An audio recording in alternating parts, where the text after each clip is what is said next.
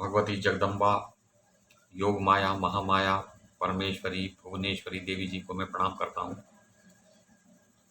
हम बात कर रहे हैं कि देवी की बनाई हुई माया बड़े बड़े मुनियों को भी हिला देती है, उनके भावों को दूषित कर सकती है।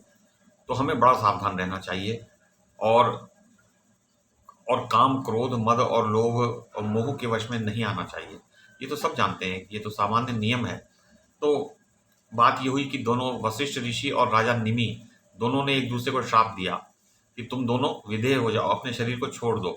तो वशिष्ठ ऋषि ब्रह्मा जी के पुत्र हैं और राजा निमि जो है वो इक्ष्वाकु वंश में उत्पन्न हुए हैं, जो सूर्य वंश है। तो ये अयोध्या में रहने वाले हैं राजा निमि। तो दोनों में झगड़ा हो गया यज्ञ कराने को लेकर। तो वशिष्ठ ऋषि को बड़ी चिंता हुई। वो अपने पिता ब्रह्मा जी के पास पहुंचे, बोले कि हे पिताजी, ऐसा ना हो जाए कि मेरा ये ज्ञान लुप्त हो जाए और पुनर्जन्म में मेरी क्या अवस्था होगी, तो कोई मुझे मेरे बचाव की व्यवस्था कृपया कर दीजिए। तो ब्रह्मा जी ने उनसे कहा कि तुम मित्रा वरुण के वीर्य में प्रविष्ट हो जाओ। मित्र और वरुण दो देवता हैं।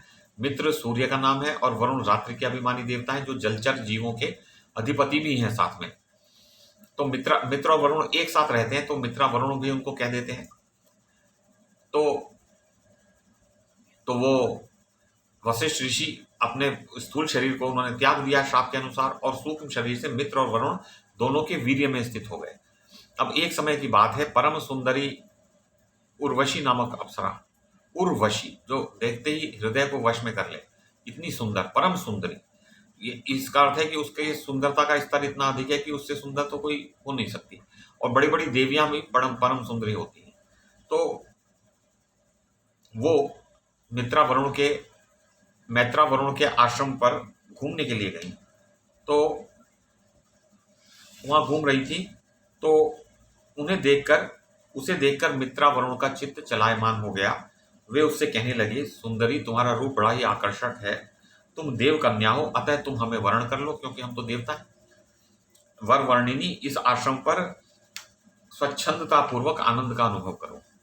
तो अब अप्सराओं का तो ये प्रसिद्धि है कि वो बड़ी उदार होती हैं और अपने पतियों को 4 पति तक वो एक बार में स्वीकार कर सकती हैं, क्योंकि उन्हें पुंसचली इसीलिए कहते हैं।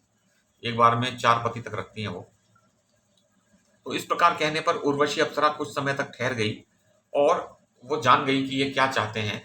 तो उससे बात चल ही रही थी कि दोनों मित्र और वरुण दोनों का वीर्य एक साथ स्खलित हुआ और एक घड़ा रखा था सामने खुला हुआ। तो उस घड़े में वो वीर्य गिर गया और उससे 2 अत्यंत मनोहर मुनि कुमार प्रकट हो गए। पहले का नाम अगस्ती और दूसरे का नाम वशिष्ठ। तो अगस्त्य ऋषि अलग है और अगस्ती मिलता जुलता नाम है और प्राकट्य का ढंग एक ही है। अगस्त्य और अगस्ती का ढंग एक ही है। मित्रा वरुण के वीर्य से उत्पन्न ये दोनों मुनि महान तपस्वी एवं ऋषियों में प्रधान हुए। तो जिन्हें अगस्ती कहा है वो हो सकता है कि अगस्त्य को ही कहा हो। तो अगस्ती में तपस्या की अटूट श्रद्धा थी, तो वो तपस्या करने के लिए वन में चले गए। और दूसरे बालक वशिष्ठ क्योंकि ज्ञान संपन्न थे, तो राजा इक्ष्वाकु के पुत्र निमि ने शाप दिया। तो राजा इक्ष्वाकु आए और उन्होंने बालक वशिष्ठ को पुरोहित के रूप में वर्ण कर लिया। वो ले गए, बोले ये हमारा पुरोहित बनेगा बालक। तो क्योंकि अब देव जो बालक हैं, जो दिव्य योनि के बालक हैं, वो तो जन्म लेते ही तुरंत बढ़ के बड़े हो जाते हैं। तो महाराज इक्ष्वाकु ने वशिष्ठ के पालन पोषण की समुचित व्यवस्था कर दी। तो फिर से उन्होंने अपने पुत्र निमि के दोष को दूर कर दिया और वशिष्ठ ऋषि के पालन पोषण की व्यवस्था की। तो राजन, ये सब कथाएं मैं तुम्हें सुना चुका। इस प्रकार शाप लग जाने के कारण वशिष्ठ जी को मित्रा वरुण के कुल में दूसरा शरीर धारण करना पड़ा। ये प्रसंग मैं तुम्हें सुना चुका हूं, तो अब ये सुना दिया। राजा जन्मेजय ने कहा कि अब निमि के साथ क्या हुआ। निमि को भी वशिष्ठ जी ने शाप दिया कि तुम्हारा शरीर छूट जाए। तो बोले कि शरीर तो उनका भी छूट गया, लेकिन जो वो तो यज्ञ करा रहे थे, तो जो ऋषि वहां आए हुए थे उन्होंने मंत्र की शक्ति से उनकी जीवात्मा को शरीर से निकलने नहीं दिया। और देवताओं को उन्होंने यज्ञ में जब भाग दिया तो देवता आए अपना भाग ग्रहण करने के लिए। तो उन्होंने कहा कि देखिए, ये राजा निमि जिनका ये यज्ञ है, इनकी तो ये स्थिति है कि शरीर छूटने वाला है। तो देवताओं ने कहा, उत्तम व्रत का पालन करने वाले राजन, हम तुम पर प्रसन्न हैं, तुम वर मांग लो। क्योंकि वो तो शरीर में ही थे निमि, अभी उनके प्राण छूटे नहीं थे। तो देवता बोल रहे हैं कि देव शरीर या मानव शरीर जो भी तुम्हें अभीष्ट हो प्राप्त कर सकते हो। जैसे तुम्हारे पुरोहित वशिष्ठ अपने सुख सुविधा के अनुसार मर्त्य लोक में शरीर धारण किए हुए हैं। तो वशिष्ठ ऋषि वो तो बालक के रूप में जब पैदा हुए तो उनको इक्ष्वाकु राजा इक्ष्वाकु उठाकर अयोध्या ले गए, तो वो तो मर्त्य लोक में है। देवताओं के यों कहने पर निमि की आत्मा परम संतुष्ट होकर बोल उठी, ये महाभाग देवताओं, मैं सदा जन्मने और सदा मर जाने वाले इस अधम शरीर में रहना बिल्कुल पसंद नहीं करता। मैं तो ये चाहता हूँ कि संपूर्ण प्राणी जिसके द्वारा देखते हैं उसी वस्तु में रहने का सुअवसर मुझे प्राप्त हो। तो मैं प्राणियों के नेत्रों में वायु बनकर विचरा करूं। तो नेत्रों के अंदर हवा लगती है ना, तो पलक झपक जाती है। तो जो पलक झपकती है वो राजा निमि की उपस्थिति का संकेत करती है, क्योंकि इससे पूर्व किसी भी प्राणी की पलक झपकती नहीं थी। परंतु राजा निमि जब नेत्र वायु बन गए तो हवा के छूने से जब थकान सी कुछ हल्का स्पंदन सा होता है तो पलकें कतई ही मूंद जाती हैं और फिर खुल भी जाती हैं। तो तो तो उन्होंने कहा कि जब ये वरदान मांगा तो देवताओं से, तो देवताओं ने कहा देखो, हम इतना बड़ा वरदान नहीं दे सकते कि सभी प्राणियों के नेत्रों में तुम स्थित हो जाओ। इसके लिए तुम्हें कल्याण स्वरूपिणी भगवती जगदम्बा की आराधना करनी पड़ेगी, वो करवा सकती हैं तुम्हारा मनोरथ पूर्ण। तो देवताओं के यों कहने पर निमि ने अनेक प्रकार के दिव्य स्तोत्रों के द्वारा भक्ति पूर्वक गदगद वाणी में देवी से प्रार्थना की। अब वो देवी से प्रार्थना करने लग गए। इससे प्रसन्न होकर देवी ने राजा निमि को साक्षात दर्शन दिए और उन देवी के विग्रह से ऐसा प्रकाश निकल रहा था मानो सैकड़ों सूर्य एक साथ प्रकट हो गए। तो इतना अद्भुत अनोखा स्वरूप था उन देवी का। और देवी की ऐसी अपूर्व झांकी पाकर सबके सब आनंद में निमग्न हो गए। उनके तो माने न्यारे हो गए। देवी का दर्शन बड़ा ही दुर्लभ है, देवी साक्षात सामने आ जाए ये कहाँ हो पाता है। सभी अपने, और वो देवी तो आसानी से दर्शन देती भी नहीं है, पर देवताओं को दे देती है। राजन देवी को प्रसन्न मानकर और प्रत्येक अंग से सुकुमारता प्रकट हो रही थी। वो देवी कोई बड़ी आयु की नहीं लग रही थी, वैसी छोटी बच्ची की तरह से थी।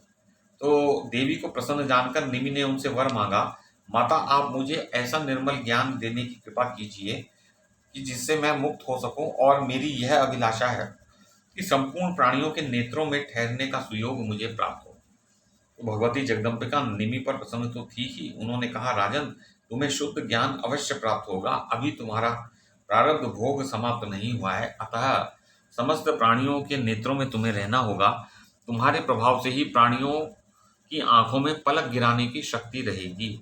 अतएव मनुष्य, पशु और पक्षी ये पलक गिराने वाले प्राणी कहलाएंगे, और देवता इस स्थिति से पृथक पृथक है। पलके न गिरने से उनकी अनिमिष संज्ञा होगी। उनको लोग अनिमिष कहेंगे, वो पलके झपकाते ही नहीं है। और ये मानव और पशु पक्षी इत्यादि तिर्यक योनियां जिन्हें कहते हैं, ये सब के सब पलक गिराने वाले प्राणी हैं। राजन वर देने के लिए पधारी हुई भगवती जगदम्बा यों निमि का मनोरथ पूर्ण करके मुनियों से मिलने के पश्चात वहीं अंतर्धान हो गए। अब देवी अंतर्धान हो गई, गायब हो गई, अप्रकट हो गई, एकदम चुटकी बजाते ही गायब, अदृश्य हो गई। तो देवी के इस प्रकार पधार जाने पर वहां उपस्थित संपूर्ण मुनियों ने परामर्श के करके, और निमि का शरीर जो नष्ट हो चुका था उसको मथा। उन्होंने एक लकड़ी डाली उसके शरीर के भीतर और उसको मथने लगे, और मथते मथते साथ में मंत्र पूर्वक हवन भी करने लगे। तो साथ ही तो यों अरणि मंथन करने पर एक सर्व लक्षण संपन्न बालक की उत्पत्ति। तो उस निमि के शरीर से एक बच्चा निकल आया, और वह जान पड़ता था मानो दूसरे निमि ही निकल आए।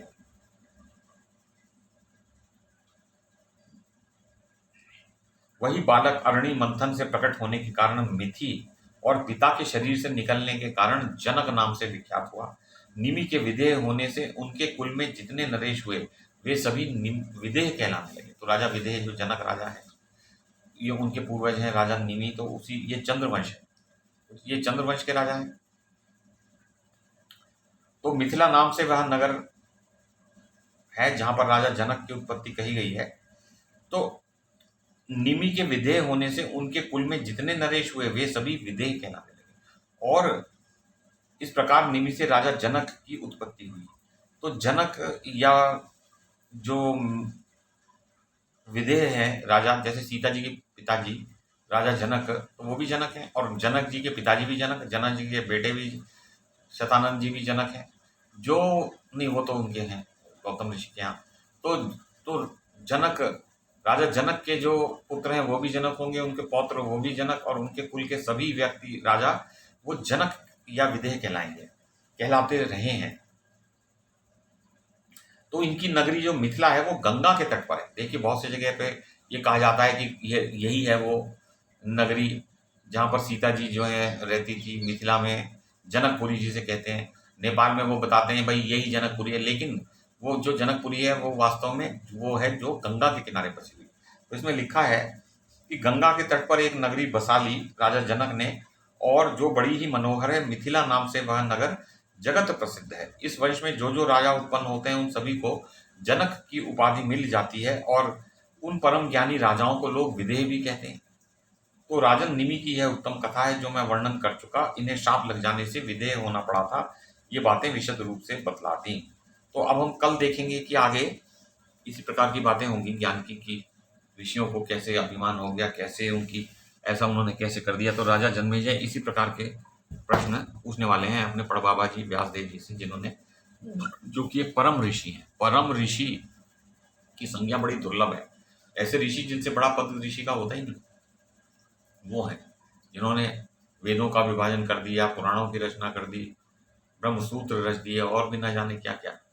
तो ये वो हैं भगवती जगदम्बा महामाया आद्या शक्ति परमेश्वरी भुवनेश्वरी महालक्ष्मी सच्चिदानंद स्वरूपिणी जगदम्बा देवी को मेरा प्रणाम।